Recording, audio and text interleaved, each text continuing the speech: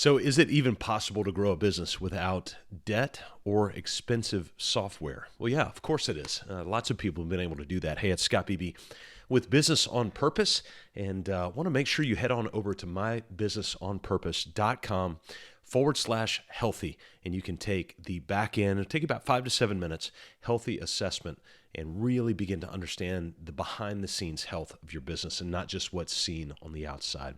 At 67 years old, Clark had owned his contracting business for about 40 years. He was proud but tired, and the business had given him a chance to live in a good home, send his kids to the schools they wanted, and take trips every now and then. Of course, the business didn't really grow while he was gone because the business was dependent on him. And at 67, he reached out to a business broker friend of mine and asked, "How much can I sell my business for?" He'd always been told that his business could be his retirement plan, but he was the value of the business and he did not want to work anymore. So, how do you grow your business without debt, without expensive software, and yet with hope that your business can provide for you long after you've stopped working? Can you imagine a business that not only runs, but it actually grows without you? Is that even possible? What happens to your business if something happens to you? Did you know that 80% of business owners' net worth is locked away in their business? So how does an owner like you grow the number one asset they have without a lot of debt and without expensive software? Is it even possible? I'm going to lay out 4 available next steps for you to choose from in taking meaningful action to be liberated from business chaos and build your business to run and to grow without you, especially if you plan to stay and especially if you're years down the road. The first thing you've got to do is write the vision down. You long-termers that have listened to this, hang tight, don't leave yet. If you've written your vision down, you need to go back and review it. See, hope is not a plan, but hope is necessary. I hope to be a race car driver one day. I hope to live in Istanbul for months at a time, or I hope my home increases in value. I hope our team, the BOP team, continues to build on its meaningful culture and mission. Hope is the desire, and that's good, but vision is the clarification of that hope. Writing a vision down converts hope into existence. Michael Gerber says, if you don't write it down, you don't own it. We like to say it this way: if you don't write it down, it doesn't exist. So write your vision down over a series of pages describing what you want for your family, your freedom, your finances, your product or service, your team, your ideal client, and your culture. The second tool for growing your business without debt or expensive software is committing to a simple life of spreadsheets. I got a t-shirt made. I was so into this, and the t-shirt says, "Spreadsheets change lives." We get asked all the time, what project management software is the best? Whichever one you'll use. Don't try to drive a stock car before you've driven a Civic. Prove to yourself you will use the digital tools by using the free versions and the basic version of those tools first. Start any new tracking initiative on a spreadsheet. Anytime you think you want to start with software, start with a spreadsheet. Prove yourself, then you can sign up for the big boy stuff. The third ingredient owners use to grow their business without debt or expensive software is what we call the culture calendar. See, culture is not a business term; it's a science term. Culture is not something that happens to you, but it's something that you proactively build. You must create and invite people into a culture of what we like to call RPMs: repetition, predictability, and meaning. What a young generation does not want is a business or a process that's glitchy or confused or bottled all in your head. What they do want? They want clarity. So stop wasting time recreating the wheel. Start building a culture where people wake up and want to do hard things.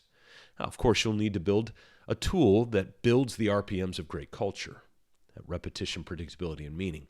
Take a simple spreadsheet, add the weeks of the year along the horizontal bar at the top while adding the cultural ingredients you wish to install along the left-hand side of the vertical side. Review this culture calendar every week in your weekly team meeting. Just go to that week of whatever it is, go down, find out what things you need to be doing, and the team will begin to run and grow the business with or without you. It's really not that complex. The final tool to help you grow your business without debt or expensive software: subdivide your bank accounts. Let's stop binge drinking borrowed money. See, money leaks the fewer bank accounts we have. If we have 1, 2, or 3 accounts, then it looks like we have a lot more money than we actually do. If you had a $1 receivable, that $1 drops down to pennies when we begin removing the cost of doing business, the expenses, all of those things that we spend.